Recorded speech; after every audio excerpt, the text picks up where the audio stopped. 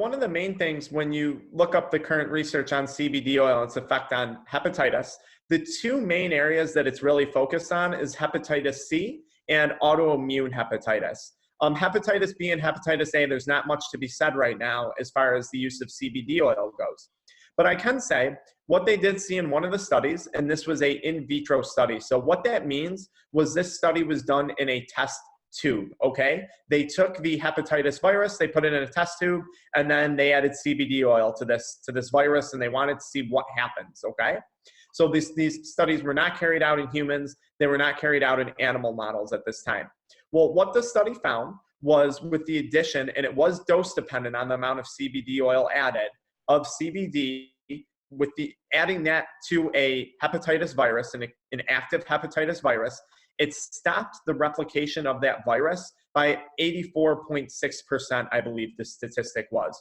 So of course, initially, that's a very, very promising result. Now, we can't say for certain how that's going to translate over in a human model, or even right now in an animal model, but for very early research, that would appear to be very promising. Now, we can say this, yes, CBD is an anti-inflammatory.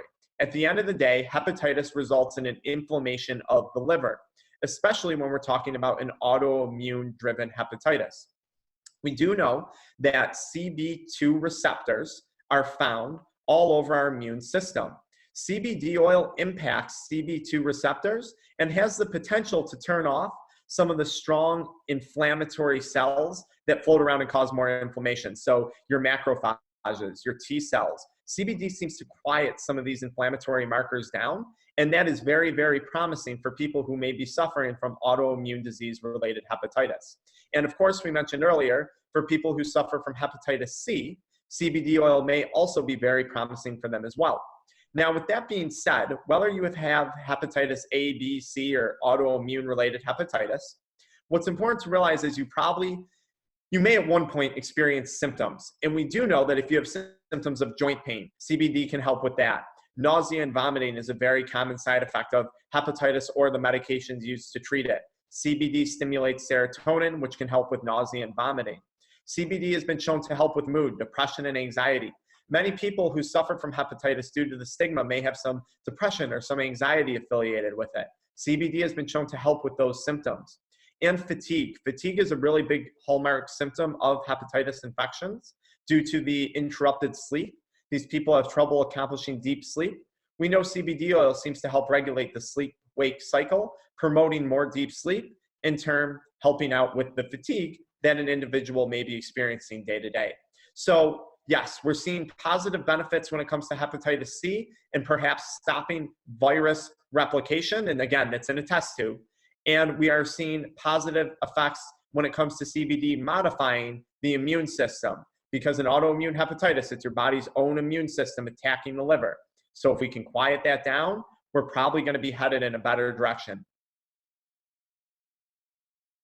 We usually start slow with people, anywhere between 5 and 10 milligrams as a starting dosage. And then every 4 days, I would increase that until I started to see positive results. So maybe we start at 5 to 10 milligrams and somewhere between 40 and 80 milligrams a day. The individual says they're feeling much better.